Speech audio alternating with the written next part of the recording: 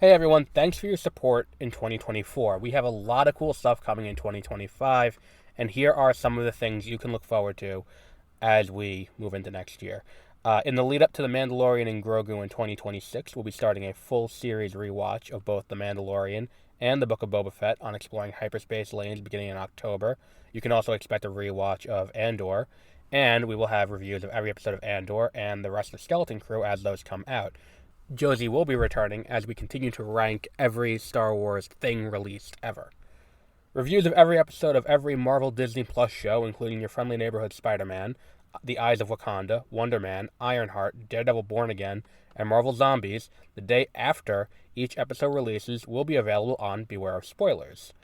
We'll be having special event podcasts on 30-minute reviews for the Academy Awards, our 2024 year in review in early January, ranking all of Phase 5 of the MCU after Fantastic Four First Steps comes out, and our 10th anniversary special. Once we complete our rankings of all the Pokemon games on the backlog files, we'll be moving on to Kingdom Hearts and Final Fantasy. Over on the YouTube channel, you can join in for playthroughs of Mario & Luigi Superstar Saga, Pokemon White, Pokemon Mystery Dungeon Blue Rescue Team, Kingdom Hearts Chain of Memories, Kingdom Hearts Recoded, Mario Golf Toadstool Tour, Sonic Adventure 2, LEGO Racers 2, LEGO Star Wars The Complete Saga, and SpongeBob SquarePants Battle for Bikini Bottom. Want to keep on top of all the new things we have coming? Subscribe at mwpnews.com, subscribe on YouTube at youtube.com/@mwpnews, or subscribe to Beware of Spoilers, 30-minute reviews, exploring hyperspace lanes, and the backlog files on Spotify or wherever you get your podcasts. Again, thank you for your support.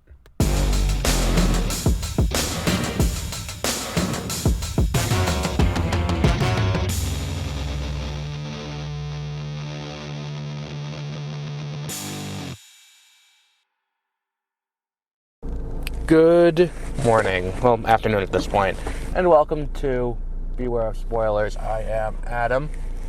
On this, it's a reasonably warm Sunday morning. I watched Creature Commandos last night, the new episode that's mostly about G.I. Robot. And you know what? I'm not... A lot of people were really blowing this episode, which is why I was like, oh, this is going to be a contender.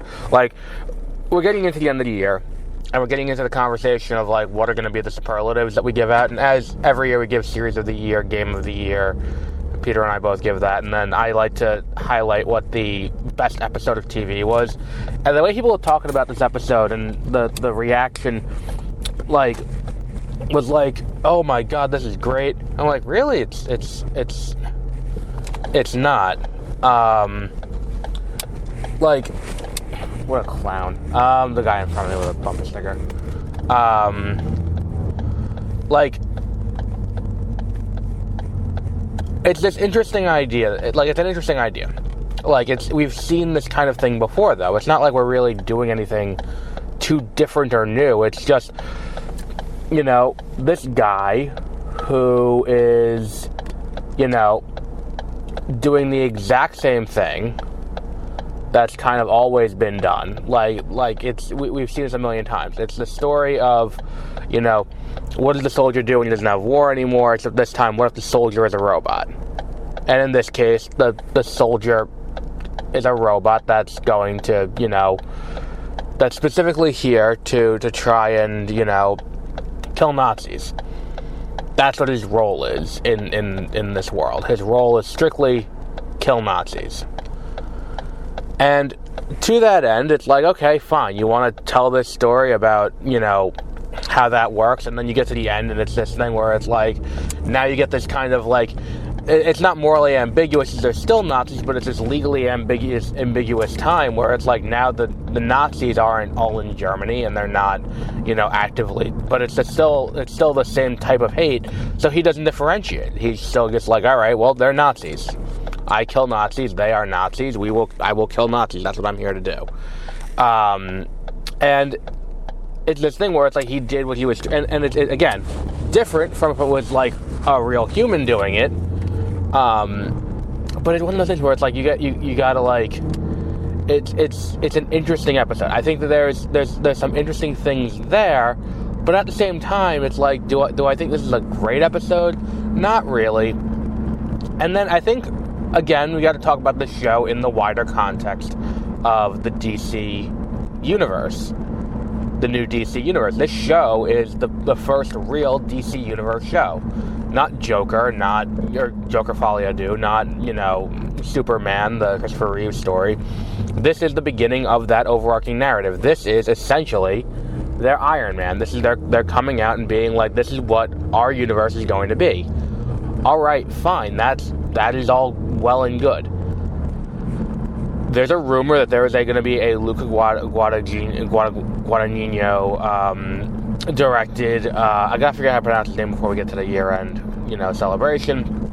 There's a rumor that he's gonna be directing a Sergeant Rock movie for DC. Are we going to force him to coexist in this same ecosystem?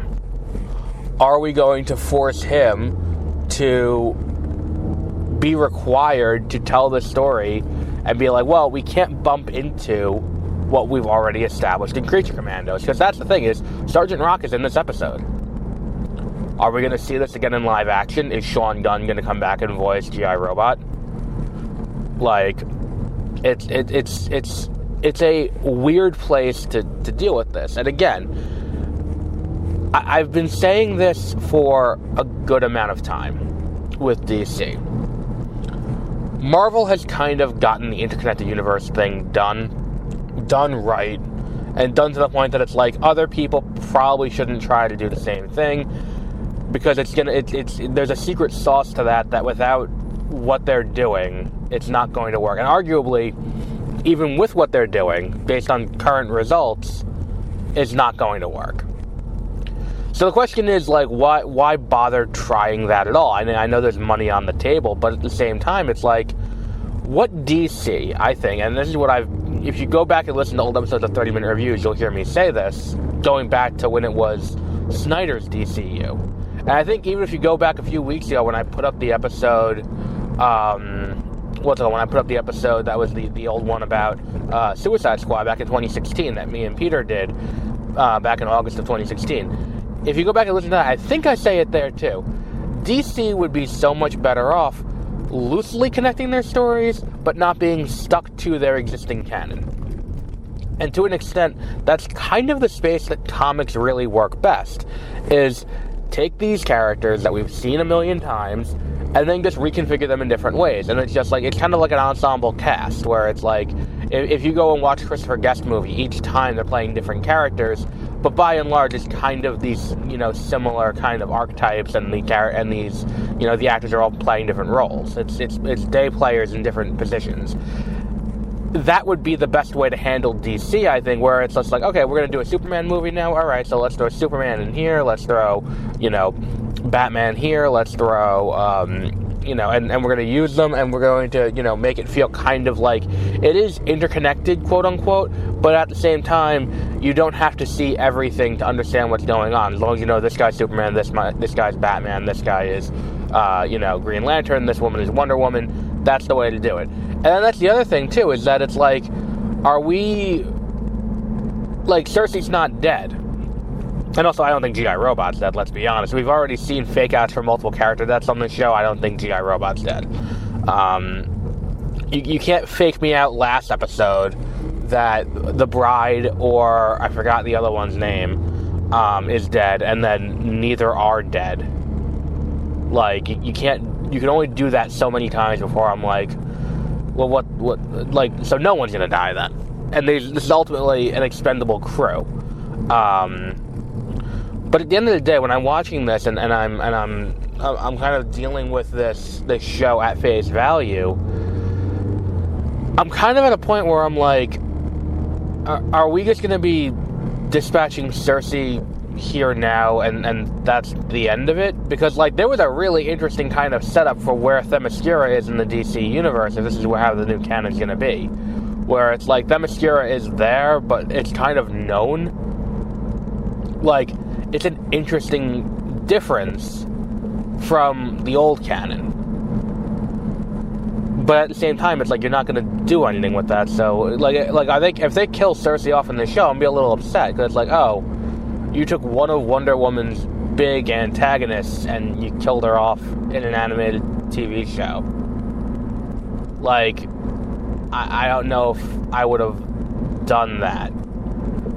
Like, either way, it's kind of a little, different. But look, at this point, like, if they've captured Cersei, like, hopefully this means we're getting into a new villain for next week. Because, I think we're wearing this thin at this point. Like, hopefully there's more in play. Because it's like, all right, we've captured Cersei, and now Cersei says at the end of the episode, like, you've doomed the entire world, and it's like, okay, cool, how? And that's going to be the next episode, is they're kind of explaining why, like, what was going on in Themyscira that is dealing with that. And it is interesting that, like, we're starting out this universe with, Themyscira kind of at the front of it. I do like that idea. And it is a way of kind of getting around the fact that, like, when we announced this first slate, we get the Authority, we get, Creature Commandos, obviously, we have Waller, we have Superman, we have Supergirl.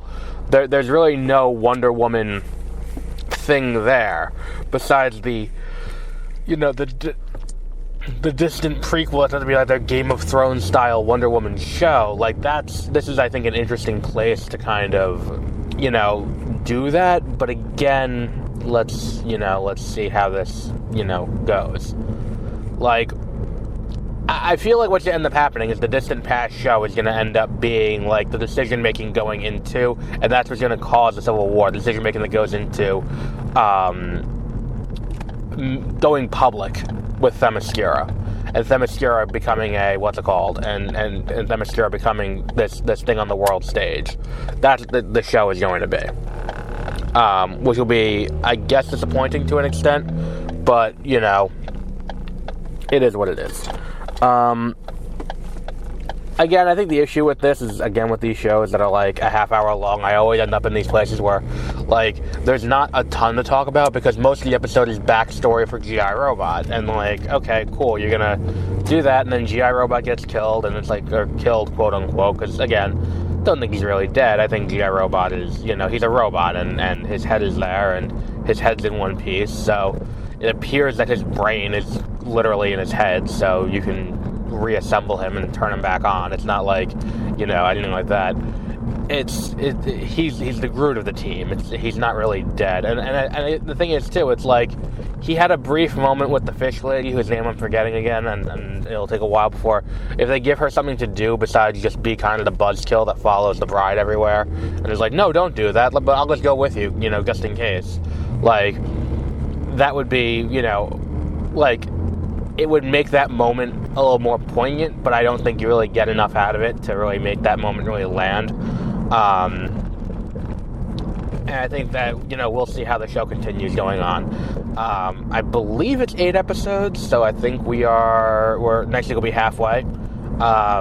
But we'll wrap up there for today. If you're listening to this and you're wondering, hey, why isn't he talking about Skeleton Crew? Skeleton Crew is over on Exploring Hyperspace Lanes, as will Andor be. So we're doing it over there, so go check that out over yonder. We'll be back tomorrow with Dune Prophecy, the penultimate episode of Dune Prophecy. And this week we have Sonic 3. And we have Mufasa the Lion King this week, definitely. We may have another movie. We will see how the schedule falls. And then we'll definitely be doing, before the end of the year, A Complete Unknown with Timothée Chalamet and who was the other one? I think Baby Girl is the other one we're going to do that weekend with Nicole Kidman. But we'll see. We have quite a few movies still on the slate that we have to try and take off the board before the end of the year. And then we'll be doing our top 10s in January. But until the next episode, have a great rest of your week.